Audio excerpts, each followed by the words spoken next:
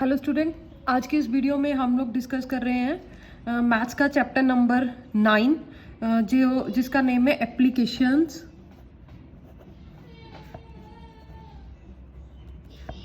Of trigonometry. इस chapter के questions को डिस्कस करने से पहले हम लोग कुछ बेसिक कंसेप्ट डिस्कस करते हैं। ठीक है, इस चैप्टर में बेसिकली क्या है कि एक ऑब्जर्वर है जो कहीं ग्राउंड पे इस पॉइंट पे है, तो यहाँ पे कोई या पोल होगा या कोई टावर होगा या कोई बिल्डिंग होगी या कोई काइट फ्लाई कर रहा होगा, इस तरह के क्वेश्चंस हैं। तो ये ऑब्जर्वर यहाँ से इसको ऑब्जर्व कर रहा है। ठीक है, यहाँ से खड़ा होके इस पोल को, जहाँ टावर है जहाँ कोई बिल्डिंग है, इसको ऑब्जर्व कर रहा है। ठीक है, तो ये क्या हो जाती है, हमारी हॉरिजॉन्टल लाइन हो जाती है। तो यहाँ पे जो ऑब्जर्वर है वो किसी एंगल के साथ ही ऑब्जर्व करेगा ना, उसकी आईज, उसकी जो गर्दन होगी वो ऊपर को उठेगी, तो किसी एंगल के साथ उठेगी। तो इस एंगल को हम क्या बोलेंगे, एंगल ऑफ एलिवेशन। और जो ये जे वाली लाइन होगी वो क्या होगी, लाइन ऑफ साइट होगी। ठीक, और अब दूसरा केस क्या आ जाता है, क्योंकि यहाँ पे कोई बिल्डिंग है, इस बिल्डिंग के ऊपर कोई ऑब्जर्वर खड़ा है, यहाँ कोई टावर है, टावर के ऊपर कोई ऑब्जर्वर खड़ा हुआ है। ठीक है, और वो ये रोड है, रोड पे कोई कार आ रही है या कोई भी ऑब्जेक्ट है जिसको वो ऑब्जर्व कर रहा है। ठीक है, तो अब उसकी गर्दन और उसकी आईज क्या होगी, ऊपर से नीचे की तरफ होगी। ठीक है, तो अब ये हॉरिजॉन्टल लाइन होगी हमारी। तो अब जो ये एंगल होगा, तो इस एंगल को हम क्या बोलेंगे, एंगल ऑफ डिप्रेशन। इस एंगल को हम क्या बोलेंगे, एंगल ऑफ डिप्रेशन बोलेंगे। अब जो जे हॉरिजॉन्टल लाइन है और जे वाली लाइन है, बेस वाली, तो ये दोनों क्या है, आपस में पैरेलल हैं। और जे क्या हो गई, ट्रांसवर्सल होगी। और जे कौन से हो गए, अल्टरनेट एंटीरियर एंगल हो गए। तो जितना जे वाला एंगल होगा उतना ही जे वाला एंगल होगा। ठीक है, तो बस यही हमें बेसिक कंसेप्ट इस चैप्टर में यूज करना है और इसके बेसिस पे हमारे सारी जो प्रॉब्लम्स हैं वो सॉल्व हो जाएंगी। अब हम फर्स्ट प्रॉब्लम डिस्कस करते हैं, जो कि वेरी सिंपल है। इस एक्सरसाइज का फर्स्ट क्वेश्चन है। ठीक है, तो हम उसे डिस्कस करते हैं। हाँ जी स्टूडेंट्स, तो हमारा क्वेश्चन नंबर फर्स्ट क्या है, अ circus artist is climbing a 20-meter long rope which is tightly stretched and tied from the top of a vertical pole to the ground. Find the height of the pole if the angle made by the rope with the ground level is 30 degree. कि इस question में वो क्या बता रहे हैं, ये हमें इसमें क्या प्रॉब्लम दी है, उन्होंने ये बोला है कि एक सर्कस आर्टिस्ट है, जो एक पोल है, ठीक है, उसकी लेंथ नहीं पता हमें, एक वर्टिकल पोल है, उसकी लेंथ नहीं पता, उसके साथ एक रोप टाई की हुई है। ठीक है, एक साइड वो पोल के साथ टाई की है और एक साइड से वो ग्राउंड के साथ टाई है और दूसरी साइड पोल के साथ टाई की गई है। जिस रोप की लेंथ क्या है, 20 मीटर्स है। ठीक है, और ये एंगल कितने एंगल के साथ टाई की गई है, मतलब एंगल ऑफ एलिवेशन हमारा कितना है, 30 डिग्रीज है। ठीक है, तो अब हमें वो क्या फाइंड करने को बोल रहे हैं, find the height of the pole. Pole की हाइट फाइंड करने को बोल रहे हैं। इसे हम नेम दे देंगे ए बी सी। ये क्या बन गई, हमारे पास एक राइट एंगल ट्राइंगल बन गई, क्योंकि जो भी कोई पोल होगा, कोई बिल्डिंग होगी, राइट ट्राइंगल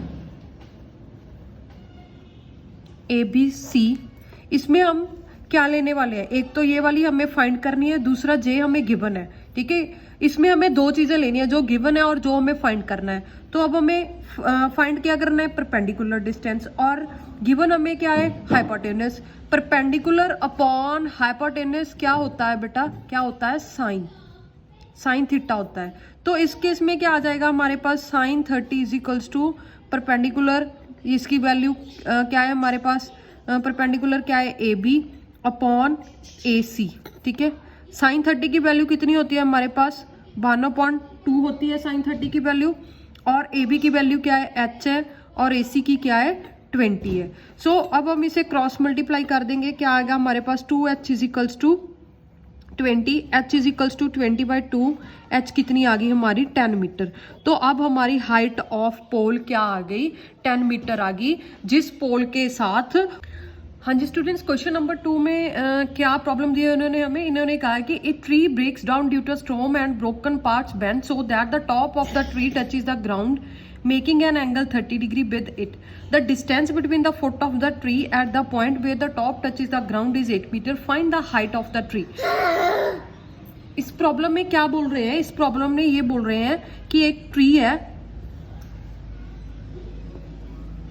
ठीक है, वो कहीं से टूट जाता है, सपोज कर लो यहां से टूट गया, ठीक है, तो या फिर टूटने के बाद बैंड होके ग्राउंड को टच कर जाती है इसकी टॉप, ठीक है, तो कितने का एंगल बनाता है ग्राउंड के साथ, ये एंगल बनाता है 30 डिग्री का। जहां ट्री की टॉप टच कर रही है और ट्री के फुट के बीच वाला डिस्टेंस कितना है, 8 मीटर है। अब हमें ये क्या बोल रहे हैं कि find the height of the tree, कि ट्री की ओरिजिनल हाइट क्या है, ठीक है।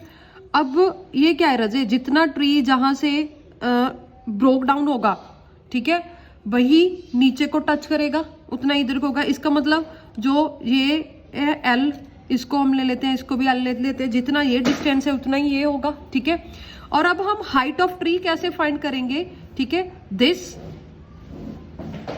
प्लस दिस, अगर हमारे पास ये वो दोनों हो गए दिस प्लस दिस, तो हमारे पास क्या आ जाएगी, हाइट ऑफ ट्री आ जाएगी, ठीक है। तो इसको हम x ले लेते हैं, ठीक है, ये हमें ले लिया l, इसको हमने x ले लिया, ठीक है। अब इस ट्रायंगल को नेम देते थे ABCD, ठीक है। अब हम देखते हैं in triangle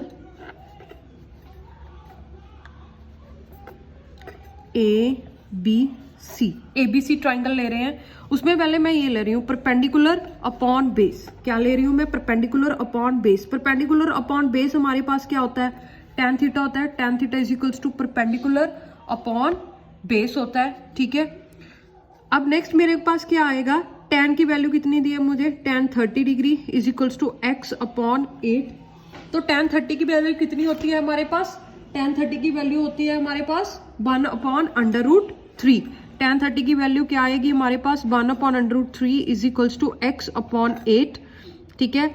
x √3 equal to 8, ठीक है। अब क्या होगा, x √3 इज इक्वल्स टू 8, तो x इज इक्वल्स टू क्या होगा, 8/√3। तो अब हम इसे रैशनलाइज कर देंगे, ऊपर नीचे √3 के साथ मल्टीप्लाई करेंगे तो क्या आएगा, 8/3 अपॉन 3। तो ये x की वैल्यू आ गई हमारे पास, 8/3 अपॉन 3, किसकी वैल्यू आ गई, इस x की वैल्यू आ गई। अब हमें फाइंड करना है ये वाला डिस्टेंस, ठीक है। तो ये और ये दोनों डिस्टेंस क्या है, इक्वल है।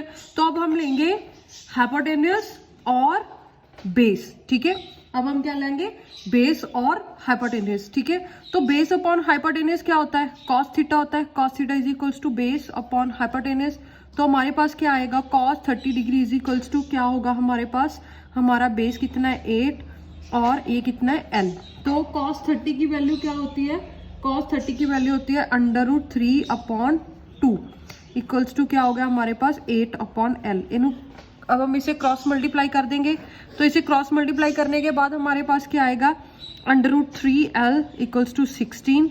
तो L इज इक्वल्स टू क्या हो गया 16 अपॉन √3, ऊपर नीचे √3 के साथ मल्टीप्लाई करेंगे रैशनलाइज करने के लिए। तो हमारे पास क्या आ गया 16 √3 अपॉन 3, ये L की वैल्यू आ गई, कितनी आई 16 √3 अपॉन 3, इस L की वैल्यू हमारे पास आ गई है। अब ये हाइट क्या है, हाइट क्या है हमारे पास, हाइट क्या है हमारे पास बच्चों, h is equals to, height क्या है h is equals to L plus x। h is equals to L की वैल्यू कितनी है 16 √3 अपॉन 3 प्लस x की वैल्यू कितनी है 8 √3 अपॉन 3। तो ये हमारे पास कितना आ जाएगा 24 √3 अपॉन 3, 3 8 जा 24। तो हमारा आंसर क्या आ गया 8 √3 हमारा आंसर आ गया। मतलब ट्री की हाइट कितनी आ गई हमारे पास 8 √3 ट्री की हाइट आ गई है हमारे पास। ये था हमारा question number 2। Let's do the question number 3।